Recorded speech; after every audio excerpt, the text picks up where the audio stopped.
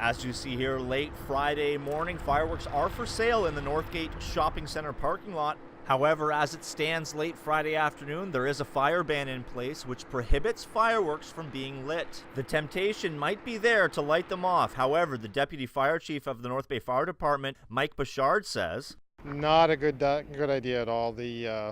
The sparks can spread over a large area, and right now everything is pretty dry.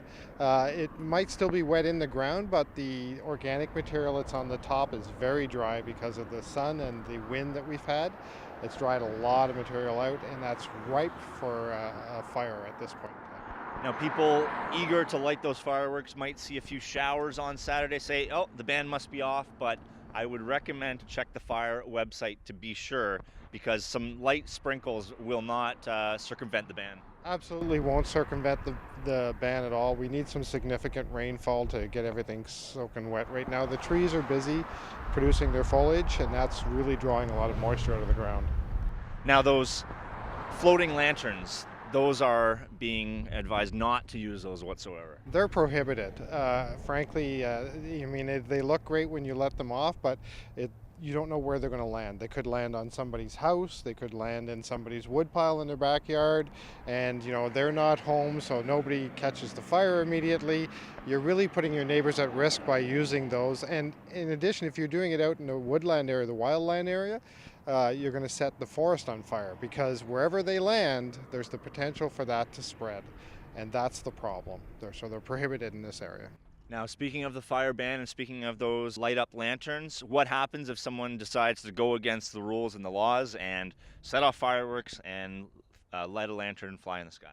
There's two mechanisms to deal with that. One is our bylaw in the municipality, and the bylaw allows us to recover costs, and those costs can be fairly significant for a truck response. In addition to that, we can use the Ontario Fire Code, and there are penalties under the provincial statute that deals with that. And those, if it would likely be what's called a Part 3 offense.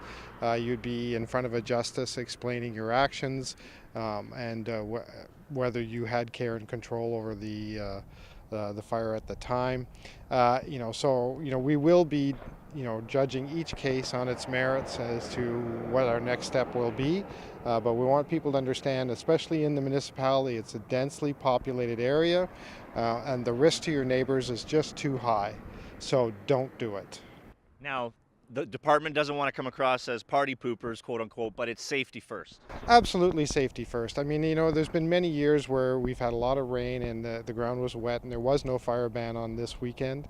And certainly we wouldn't put it into effect if there wasn't that high risk scenario developing at this point in time without significant rainfall coming. So we're trying to keep everybody safe, and everybody has the option. If you want to have an outdoor fire, use a propane device. They're well constructed, they meet CSA standards, and it'll provide you that sort of simulated fire. Is it a wood fire? No, it's not.